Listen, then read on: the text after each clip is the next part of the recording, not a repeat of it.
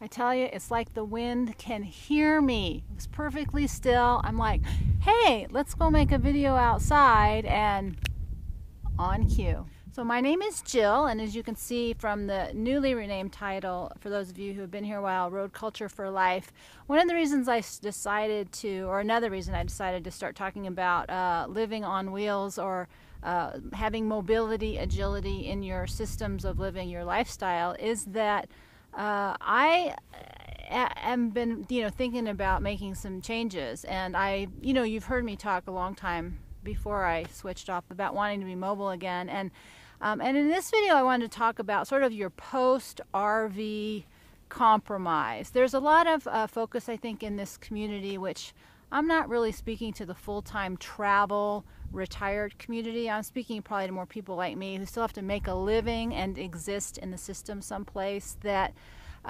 one of the things I've learned and have been reluctant to just pick up and leave is that there's a tremendous benefit to having a home base. And I know in the state of New Mexico, I haven't had to redo my driver's license, but they've instituted new policies that are apparently take about 2 to 3 months to get it through. They've got so many pieces of paper that they're asking for now in terms of identification. When I first came to New Mexico 7 years ago, it was really difficult even then to get a driver's license. And there are some states, that are more user-friendly, but the reality is, where are you going? Come here.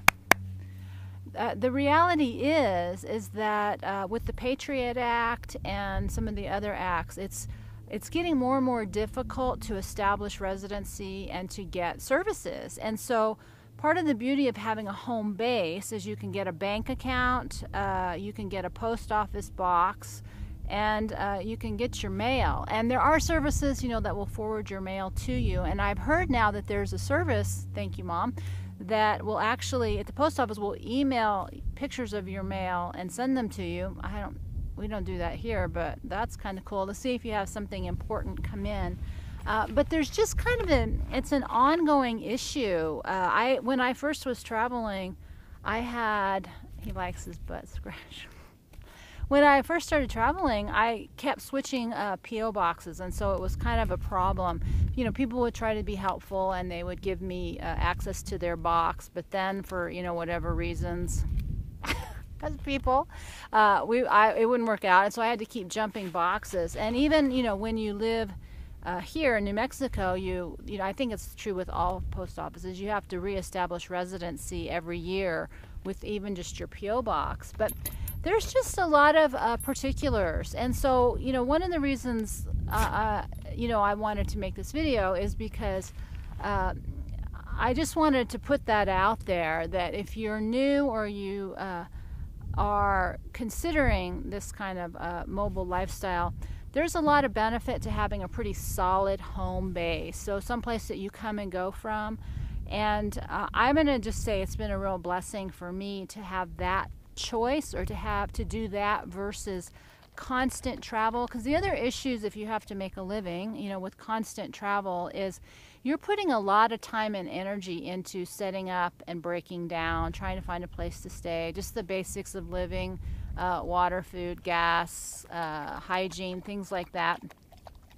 When there's an emergency, there's nobody to call because you don't know anybody. And I know people are traveling in groups, but again, my bent isn't on the RV life as a recreational or entertainment experience. It's really about living this way, and part of living is being integrated into a community. And so I've been really blessed to establish some kind of small root support system here in New Mexico, which has really made me hesitant, like I said, to just pick up and go, because there's so much energy that goes into the constant movement, the constant uncertainty.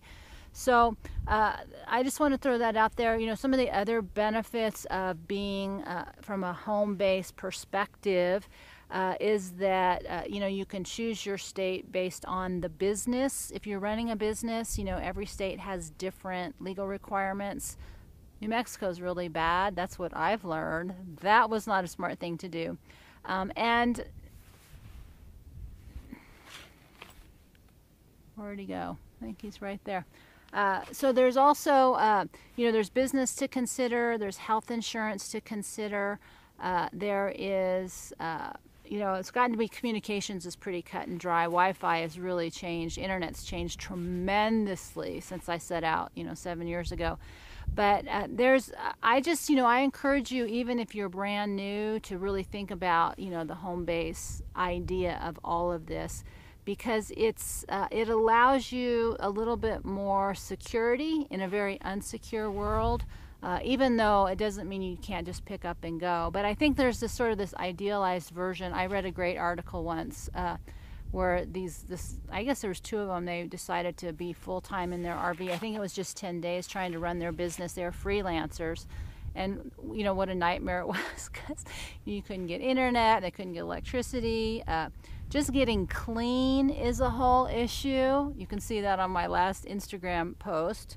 There's a lot of challenges to being constantly mobile. So part of my process in terms of trying to reevaluate, where I want to go from here is, what are my longer range goals? And I think if you're headed towards retirement, even if this won't be where I retire, famous last words, but there's a lot to be said for holding on to that community until you find a place you really want to invest in. When I first started out, I wouldn't have been able to do that because I knew I wanted to live in New Mexico, but I didn't know where. But once I got established here, and then once I got kind of established in Mountain Air, it sort of became one thing after another. I kept getting job referrals, I kept getting, connecting with people, things like that. So I'm going to just say, even if you're thinking about full-time, while you're traveling, don't overlook the idea that there might be some benefit to establishing yourself at a place that you call home base, and move in and out from there, even if it's seasonal, up and down in elevation, north to south. Because once you get somebody that you're connected to, that's going to take a tremendous amount of pressure off of you. If you have somebody that you can count on at your home base, somebody that you can leave some of your valuable stuff with, some things that do not cross state lines very well, you have to leave those behind.